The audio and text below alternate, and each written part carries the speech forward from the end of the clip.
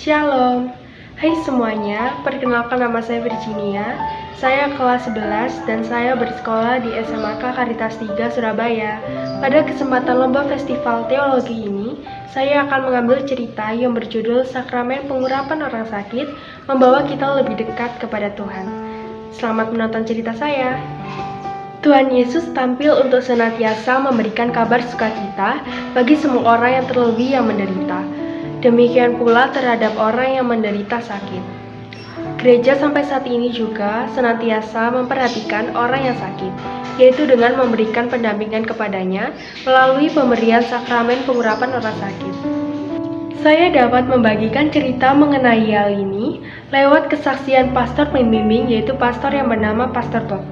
Pastor Bob menceritakan pengalamannya saat ia rutin mengunjungi rumah sakit. Suatu hari, ia mengunjungi seorang ibu yang terkena multiple sclerosis yang menyebabkan ia harus diamputasi kedua lengan dan kakinya sampai ke pangkal paha. Ia menjadi sangat putus asa dan merasa tidak berguna.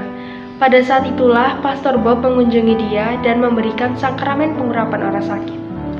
Lalu ibu itu bertanya kepada Pastor Bob, "Pastor, untuk apa saya hidup?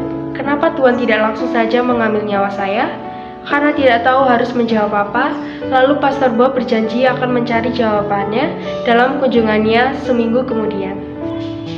Sesampainya ia pulang, Pastor Bob mendapatkan tugas memimpin retreat anak-anak muda yang bertepatan dengan kunjungannya ke rumah sakit ibu itu.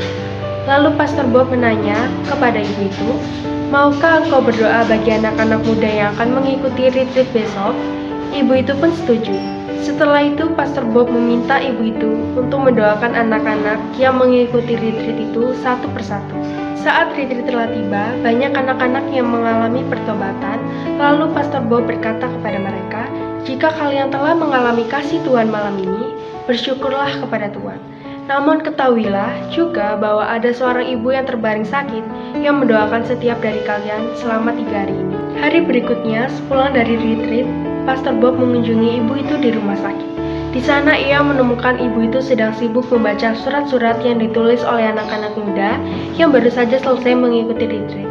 Mereka mengirimkan juga bunga dan kartu ucapan terima kasih. Akhirnya ibu itu berkata kepada pastor, "Pastor Bob, sekarang aku tahu untuk apa aku hidup. Aku akan terus berdoa untuk pertobatan banyak orang, termasuk mereka yang kukasihi, anak-anak dan anggota keluargaku. Kini aku tahu mengapa Yesus mengizinkan aku memikul salibku ini, yaitu agar aku dapat berjalan bersamanya, untuk ikut mendatangkan keselamatan bagi dunia." Pengalaman ibu ini mengajarkan kita semua agar kita tidak menyia-nyiakan pengalaman sakit yang kita alami.